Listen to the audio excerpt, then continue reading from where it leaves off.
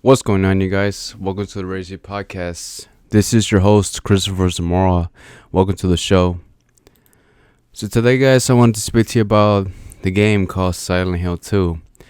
I finally finished the video game. It took me so long to actually finish it because since I don't really play that many games for such a long periods of time, it did take me a while, but I'm already done with it. It's a really fun game though.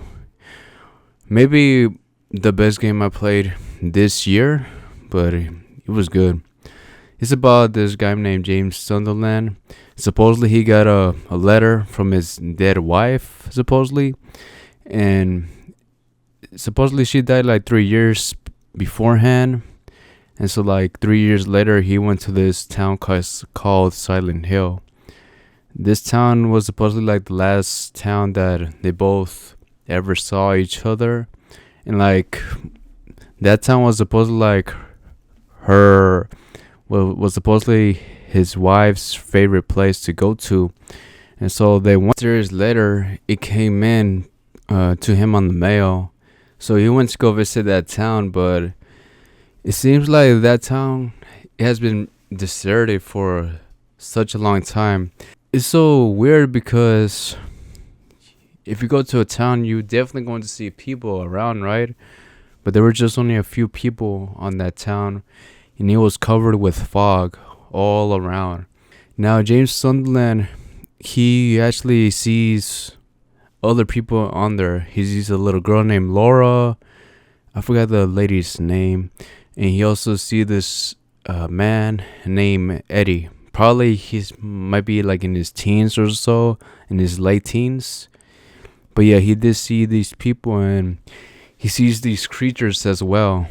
Those creatures, it's kind of hard to explain, but like it's basically like his imagination. Yeah, it's like James. He supposedly like, I think he did killed his wife.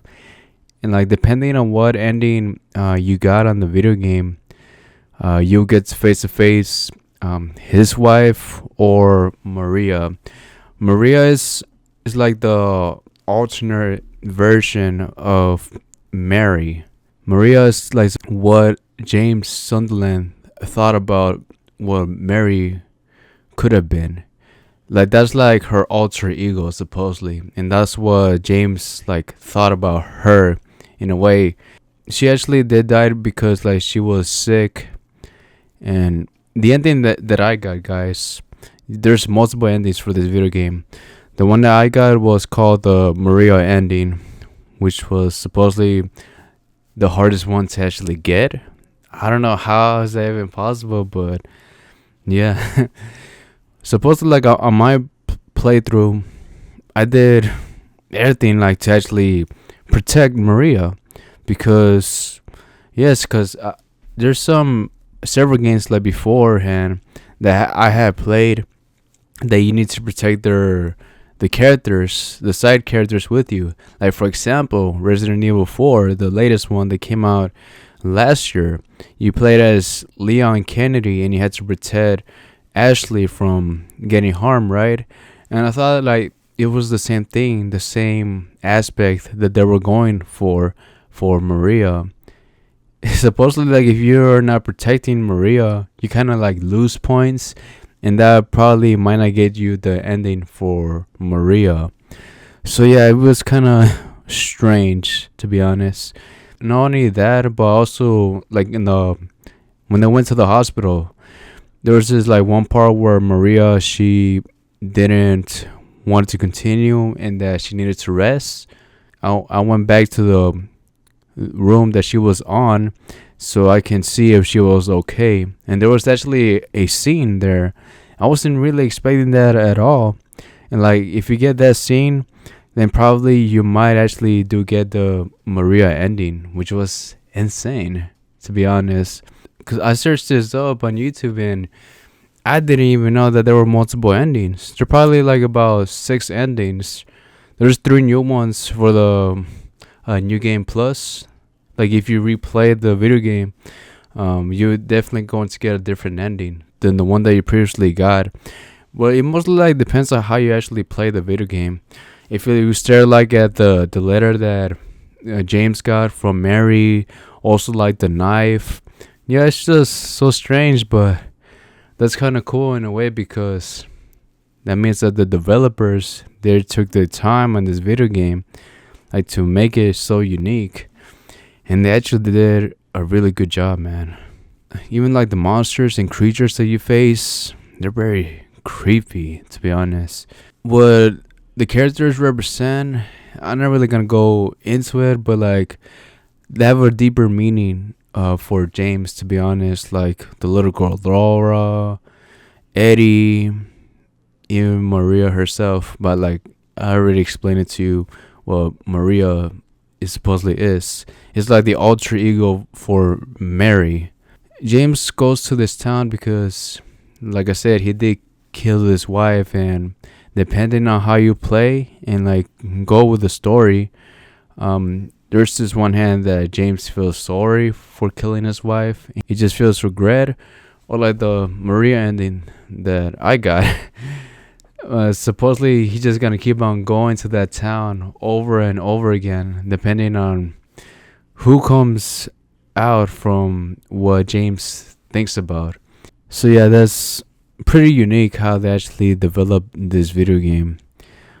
It was a fun game, but I'll say I did mention before Resident Evil 2. I still say that Resident Evil 2 is a little bit better than Silent Hill 2. Don't get me wrong, man. It's a unique take on horror video games. How they actually did this video game so well for Silent Hill. I cannot actually wait to play another Silent Hill game. Maybe I'll actually replay it again. Maybe if I have the time. But like it would take me a long time to actually finish it again, though. But as of right now, the games that I'm playing, it is Resident Evil 3. To be honest, that's the one I'm playing right now. That's the continuation of Resident Evil 2. But that's supposedly like those two video games. They took place on the same night, and like there's some YouTube videos that compares Resident Evil 2 and Resident Evil 3. Like they put some scenes together, like they all go together. It's almost like a spin-off, but it's in the same town, to be honest. But going back to Silent Hill, Silent Hill 2 is a unique game, and I cannot wait, man, to actually replay it. This is like maybe the funnest game I played this year. Haven't really played many newer games. I'm probably going to get the new Indiana Jones game, the one that's coming out on December 8th. It's coming out close to Christmas, so I cannot wait to actually play that one. I actually do enjoy like playing adventure type of video games. Like those video games, they do remind me of the Uncharted series. Oh man, like those video games, they're so legendary. My favorite game from the Uncharted series has got to be Uncharted 2. That's like definitely like the best one in my opinion. That you go on this train, you try to take out the bad guys. You travel through these mountains, and like the weather is cold. Dude, man, that was basically like my childhood growing up. No, it's not my childhood, but like my teenage years. I was like in high school, like in 10th grade or 9th grade when Uncharted 2 came out, and I was playing the video game. This was definitely a fun game, man. Definitely my favorite one from the series. I just wish that they actually bring those video games to the Steam store. 1, 2, 3. They have Uncharted 4 on there, but those 3 games, man, that will make my day. Really will make my day if they actually bring those video games. I will get those games in a heartbeat, to be honest, but I don't know when will they come to the Steam store. It will definitely be cool. Speaking of trilogy games, I was thinking of actually getting the GTA video game, like the the trilogy series. The original one that came out like years ago, but they actually remastered these video games. I've never actually played these video games, but is that a good price right now on the Steam store? It's about like, I think I saw they was like about $23 because they have the Black Friday deals and stuff. Well, it's like the autumn sale, but man, I can't wait. I can't wait to actually explore these video games. I haven't bought the game yet, but definitely might actually get it right after this podcast though. GTA 6 is definitely gonna come out next year, but is it though?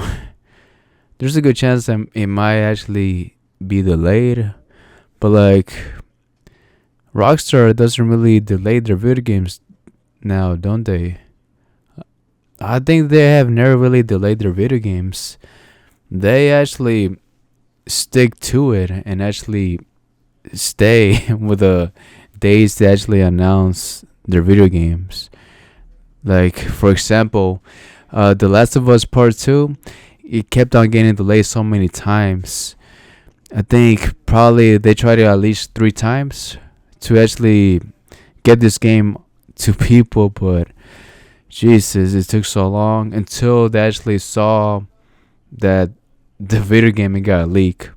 Like some major spoilers for The Last of Us Part 2, it got leaked, and that's why they had to change their minds real quick, and they had to sell the game just like that. And yeah, I did see the leaks. I mean, they didn't really show like the visuals. You were able to actually read what happened in the video game, and I was like so disappointed, man. I was so disappointed how they actually took the story, like the original video game of The Last of Us. I always tell y'all this: The Last of Us Part 1 is such a legendary video game.